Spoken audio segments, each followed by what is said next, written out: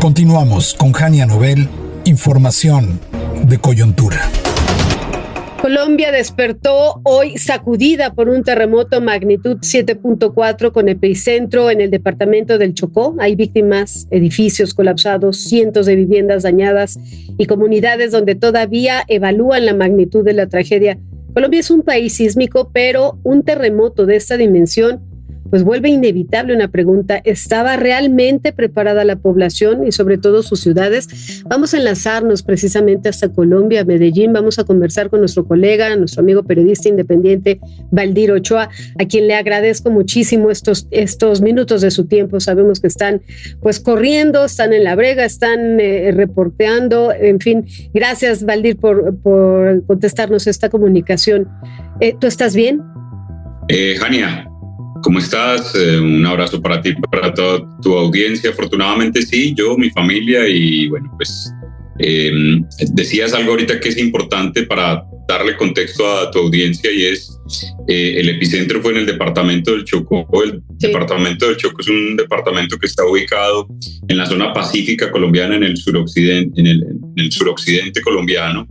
Y esta zona particularmente tiene una capa tectónica que se conoce como Nazca, y en el Pacífico colombiano puede haber, según los expertos, alrededor de 2.000, 2.500 sismos mensualmente, por supuesto imperceptibles para la gente, muy pequeños, pero hoy sí tuvimos uno de una magnitud grandísima, 7,4. Hace más de una década no se daba un terremoto de esta magnitud.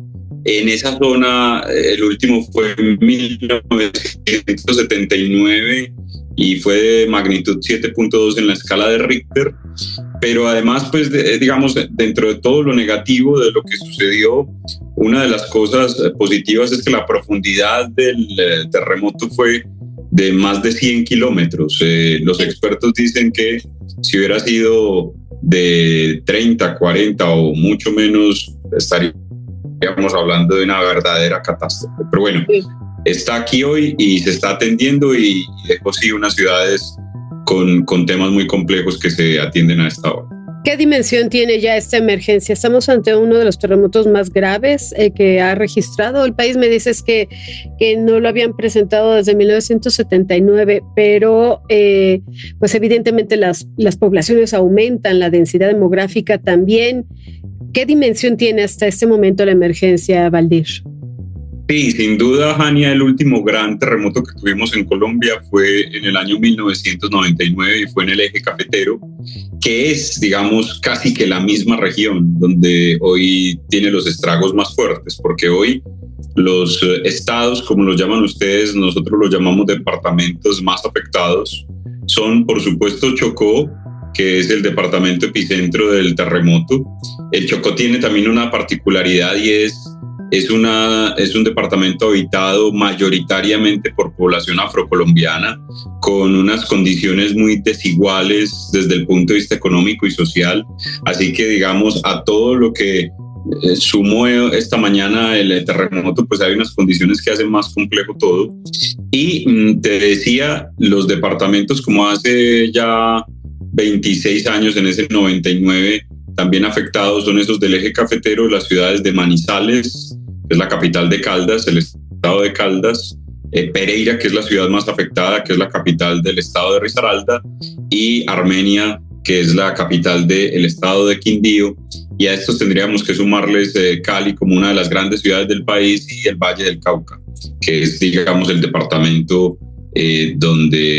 cuya capital es Cali. Así que es casi, digamos, las mismas ciudades de aquel entonces, de ese terremoto último grande que tuvimos en Colombia, pero sí, hace mucho rato no se presentaba un sismo de estas características, Fanny. Valdir, el actual presidente, vaya que fue recibido con esta triste y tremenda tragedia, y yo siempre he dicho, no sé si tú compartas esta opinión conmigo, los grandes hombres y mujeres se notan, se dan a conocer en las tragedias, en las catástrofes. ¿Qué ha dicho, qué ha hecho sobre todo? ¿Cuál ha sido su respuesta ante ante esta triste noticia, Valdir? Sí, Jania. Importante decir que el nuevo presidente Abelardo de la Espriella se posesionó el pasado 7 de agosto. O sea, realmente hoy lunes es su primer día hábil como presidente.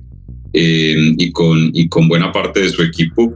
Desde esta mañana viajó a Bogotá, canceló toda su agenda porque él no está gobernando desde la capital, desde Bogotá.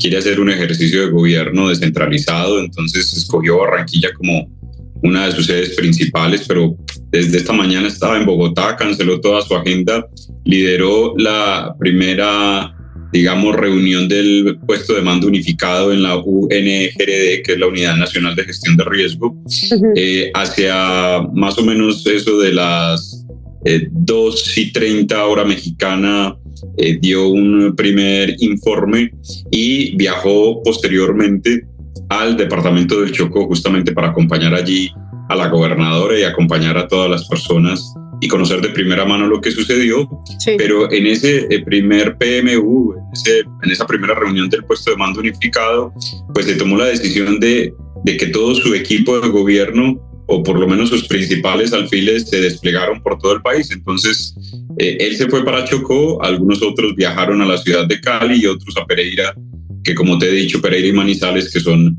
las ciudades que más tienen edificios colapsados, que tienen más emergencias, que a esta hora se está tratando de recuperar personas sanas y salvas dentro de los escombros. ¿Qué ocurre en hospitales, escuelas, centros comerciales, edificios públicos? ¿Hay revisiones inmediatas después del terremoto? Sí, claro, por supuesto. Es una de las primeras tareas que se hace. Por ejemplo, en el caso particular de Medellín que te contaba antes de comenzar la entrevista, está como en el mismo circuito, está en la misma línea de impacto del terremoto.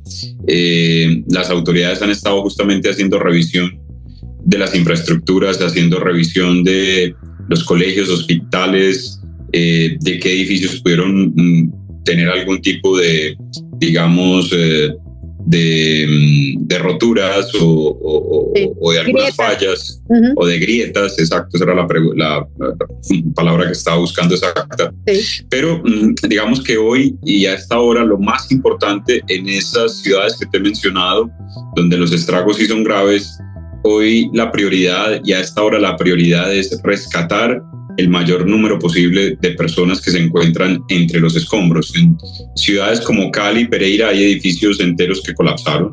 A esta hora, por ejemplo, en Cali, un edificio residencial que se calcula tiene más de 40 personas entre los escombros, está en esa labor incesante de recuperación de vidas y de recuperación de personas. Así que estas 72 horas, lo sabes bien, en todos estos protocolos de sismos son supremamente importantes para poder recuperar con vida a las personas. Así que estamos en el país en esa tarea hoy. También, por supuesto, se activaron todos los mecanismos de donación de todo tipo de productos, de dinero, de donación de tapabocas, de donación de guantes que se requieren, de donación también de alimentos no perecederos para aquellas ciudades donde se está presentando, digamos, como la mayor emergencia. Así que el país, y aquí quiero ser como muy preciso en esto también, Jania, y para tu audiencia, a pesar de la triste página que estamos viviendo en este momento,